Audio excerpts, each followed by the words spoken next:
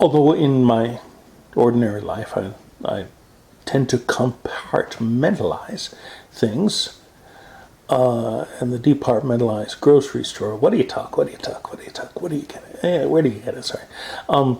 Mr. Wilson with two L's. Boy, that's a compound reference if I ever heard one.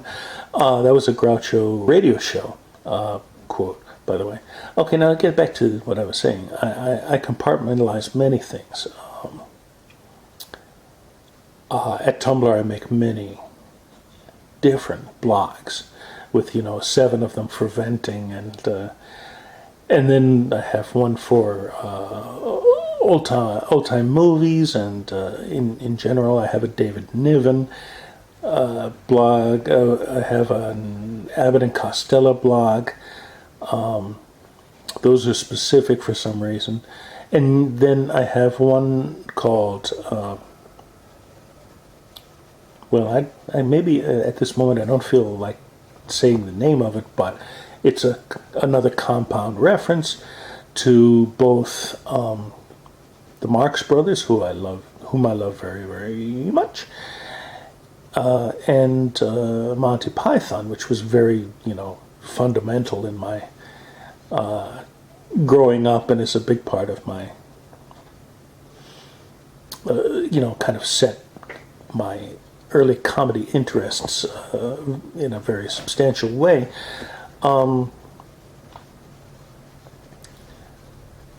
And I can't fathom why I don't have a Laurel and Hardy dedicated blog, because I love them so much. Lord Ludi, I just got, by the way, I think they call it Stan and Ollie. I tend to think of Mr. Hardy as Babe more often, because I have learned that people call him that. But whatever, it looks like it might be good. I hope it is. Was it Mr. O'Reilly, I think, and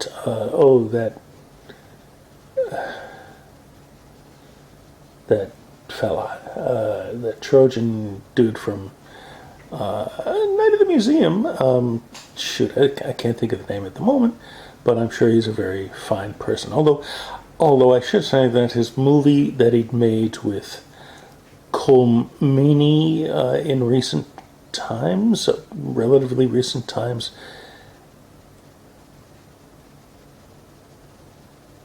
bothered me a lot. And I hope he's not always like that, because that was very bothersome.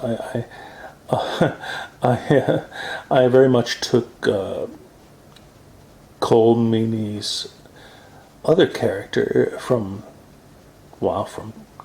two Star Trek series,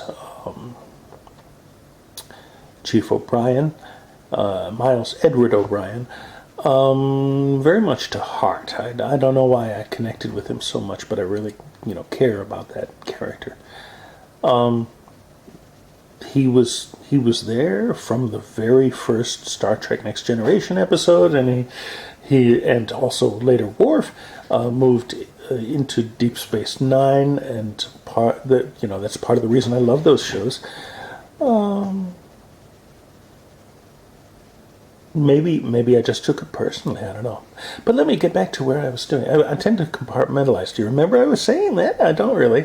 But when it comes to interpersonal things, I cannot have a bin for different types of people and say, oh, this one is a platonic relationship. This one is an affectionate relationship, and this one is, and I'll just stop there, because you know the different kinds of relationships already, or at least the terms used for relationships. But I don't know. It's all one to me, basically. Of course, my immediate family is of course well established already. But when it comes to people outside of that group, I just love them, and I think it's probably wisest overall just to, let them decide, just to go with the flow and see, how things go.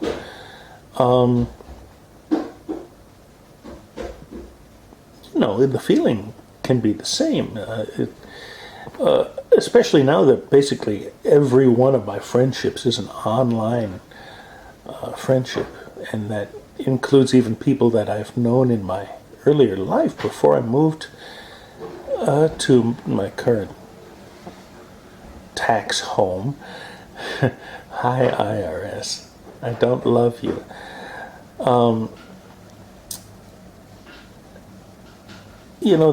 They're all net friends, and we don't actually physically interact at all anyway. So it's just whatever. But as I was saying, I do have this vivid imagination. So when I'm talking with a friend, it seems like we're there together. I picture it, even in a paucity of description. I still imagine something. And as I was going to say before, this vivid imagination and seeing it the way I see it when I read the book, for example, or when it's read to me, is like my parents both, when I was young, read to me out loud. My dad apparently is still, I say apparently not because I don't believe it, but because I haven't experienced it, reads daily or nightly out loud to my mom, which is beautiful and must be a joy for both of them. I love reading out loud myself. I really, really love that. I'm a voice actor. Did I mention that before? I'm a freelance and seldom getting work kind of voice actor. And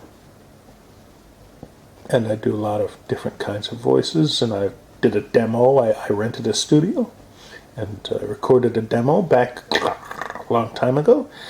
But, in my tax home country, love voices. I love voice actors. Good, really. I still have a lot to learn, but I am. See, this is one of these things, again, related to autism. I think I have these special interests. I just get absorbed into them and focus on those things. I went to Disney, and of course I knew who all the original voice actors were for Pirates of the Caribbean. Speaking of that, I unless I got a short circuit with the name, William Conrad, I believe, or I heard, was half of the pirates in that attraction. And Paul Frees was, probably the other half mostly. And so I was lamenting at Tokyo Disneyland that, they didn't use those voices. There was someone who was kind of doing I gotta watch my language. I don't want to use too much rudeness in these, but I don't want to do a half-hearted. No, there was someone doing kind of a half-hearted Paul Frees imitation at points in the Haunted Mansion, or whatever the heck they call it around. Yeah, it is Haunted Mansion, because the sign is the same. So yeah, Haunted Mansion. This Haunted Mansion, by the way, in the stretching room, it is the ceiling that rises, not the floor that drops. I almost started crying when I saw those banisters in the wraps of the bat-like creature, which to hold up the ropes that they use to define which way the reps should rep. By which I mean the waiting line to aboard the attraction. It was distressing not to hear Paul Frees, whom I love so much. Gosh, let me just mention a few of my favorite actors, voice actors. Mel Blanc and Dawes Butler. I'm not going to mention June Foray. I definitely want to mention. Dawes and June both worked with Stan Freberg.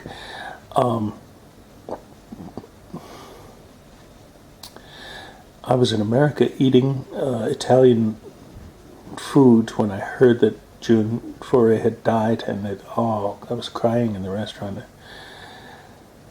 She put so much into the world. God, that hit me hard. That hit me really hard. When Robin Williams, I was in an airport when I heard about his suicide, and that devastated me.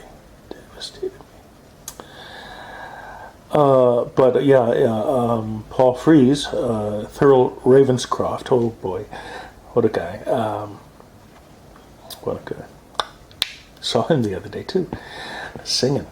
By the way, his head is broken in a different fashion than it is in the Florida part. Boy.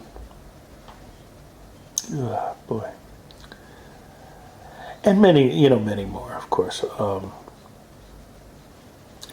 I mostly know the older actors better, except for the cartoons that I have enjoyed. The Simpsons and Futurama. Those actors are monumentally talented people.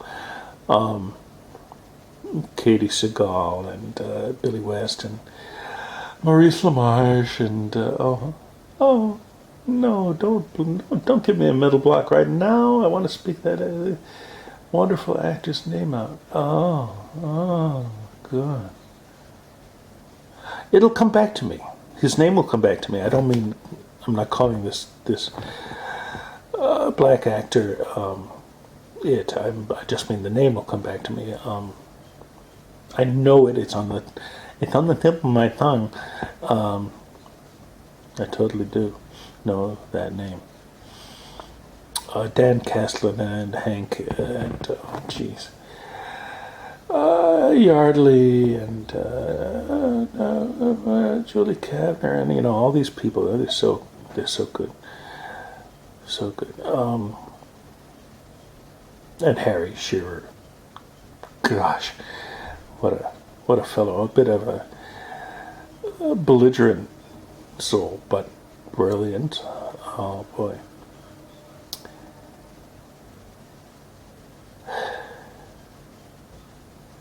Anyway, I have a deep interest in these things, and movie actors and directors, and sometimes cinematographers like Sven Nykvist.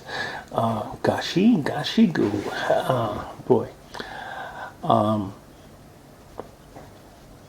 What even was I talking about? How did I get over here? I was talking about Disney.